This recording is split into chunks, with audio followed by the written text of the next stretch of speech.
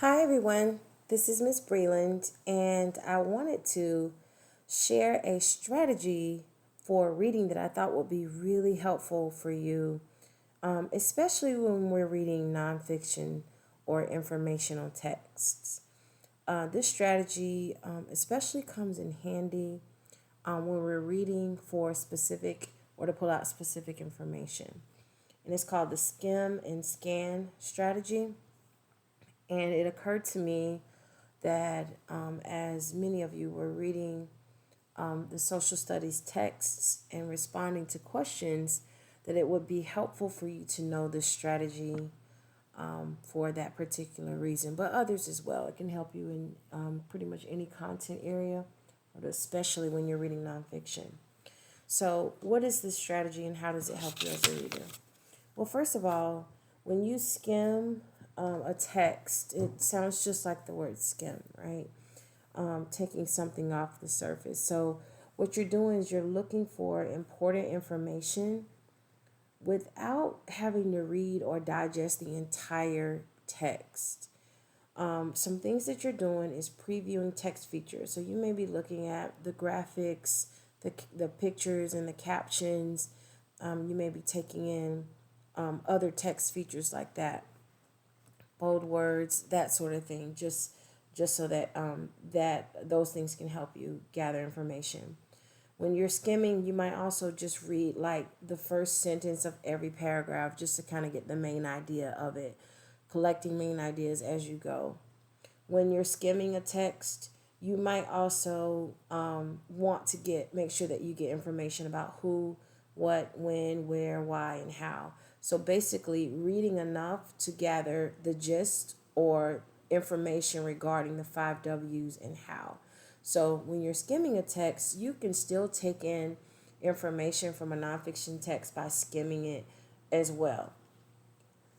Scanning a text extends that a bit because not only are you reading to just kind of get the gist of what the text is about, but when you scan, you're trying to generally answer questions.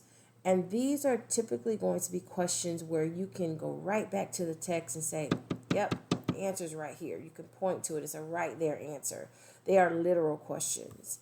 And what you're doing is you are looking for keywords or numbers in the question.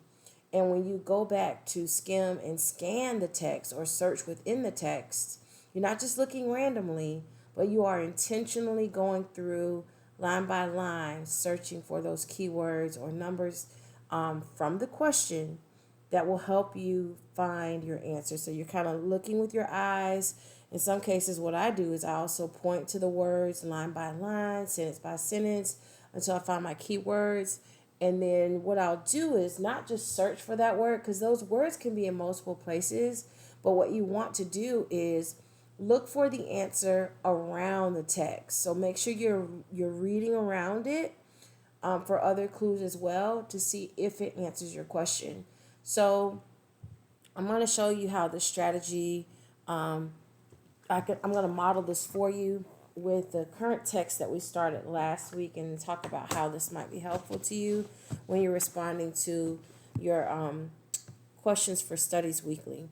So we're currently reading the informational text, it's the science behind sight, and I want to show you the skim and scan strategy, right? So I'm just going to turn to part of the text here on page 109, how the eyes work, right? And while I do expect that at this point you've already read this part of the text, I'm just going to pose this question to you, okay? So if I were to read the question, if you, and this is after you've read it, right? I'm not suggesting that you don't have to read this in its entirety, but what I'm suggesting is if you're having to respond to a question, you can use the skim and scan strategy to help you with that without having to read the entire thing all over again, right? So I've read through this part of the text, and then if I'm responding to this question, if you looked toward a bright light source, how does your pupil react? Okay, so what I would do if I'm using that strategy is I'm going to focus on certain keywords. So some of those words might be words like bright light, pupil might be another, keyword there. So I'm going to look for where they're talking about bright light and pupil. Now, some things that might help me, and this is just the introduction, it are the subheaders, right? Because they're going to kind of tell me what that section's about. So this part is about eye care or caring for the eye. So it's probably not going to be in this part of the text. But again, I'm just to be sure, I'm going to kind of skim and scan. They're talking about bright light. No, they're not talking about that. They're talking about how your body kind of naturally takes care of itself. All right, so here, this header says letting in light. So because it's talking about light here, it may likely be in this paragraph. So I'm going to look in this section. And I'm looking for these keywords here that might help me. Scanning. The middle of the iris is an opening called the pupil. Okay, here we go with one of those keywords. The pupil lets light into the eye. And so in bright light, I see some of my keywords there. So in bright light, your eye needs to take in less light, so the pupil becomes smaller. Oh, there it is. So reaction means how does it behave? What does it do as a result of a bright light? And it says it here. It says in bright light, your eye needs to take in less light. So what the pupil does is it becomes smaller. Okay, it goes on to say what it does if it needs to take in more light, but it's not asking that question. So again, when you are responding to questions, you can scan the text after finding some of the keywords and just kind of look for it. Look for those keywords to jump out at you to find the answer to the question. We'll do one more together. So when we read about animal sight and how animals see differently based on where their eyes are, here's another question. How does having eyes in the front help predators hunt their prey? All right. So I can clearly see here eyes at the front. So this is the section I'm going to scan as opposed to eyes at the side, because here my keywords, eyes in the front, okay, help hunt, okay? I'm going to be looking for that, right?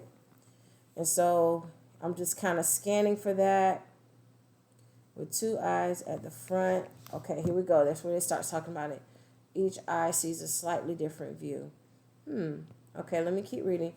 The brain compares the two views to figure out exactly how far away something is and how fast it is moving. And keep going. Okay, so that's how it kind of helps a little bit. Foxes, lions, and most other predators. Oh, all right, there's another keyword. I didn't think about that one. Predators, animals that hunt other animals, have two eyes on the front of their head like us.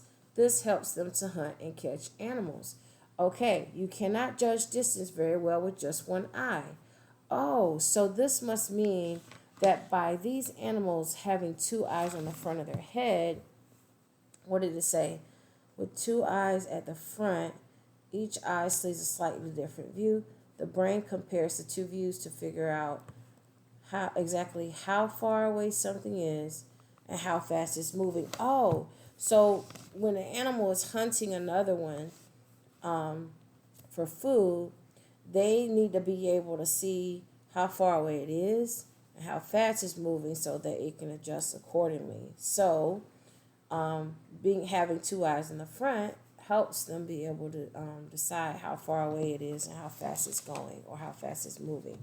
So that helps answer the question. So again, you will look for those keywords. It may not answer it exactly. You just have to kind of read around those keywords to help you respond to the question. So this particular strategy, skimming and scanning, can especially help you when you're reading nonfiction. Again, you're reading the text in its entirety, but when it's time to respond to a question, what you can do is scan for keywords or numbers, look through, let the text features, like we use headings and subheadings to help us find some of those keywords, move along the text with your finger and your eyes to find those keywords and then kind of look for the answer around it.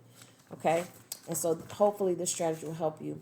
Again, you can use that strategy when you're reading any piece of nonfiction, including your social studies text. Just go back, look at the question, look for those keywords, and then return to the text to try to find some of those keywords to help you respond to the question. I hope this strategy will be helpful to you.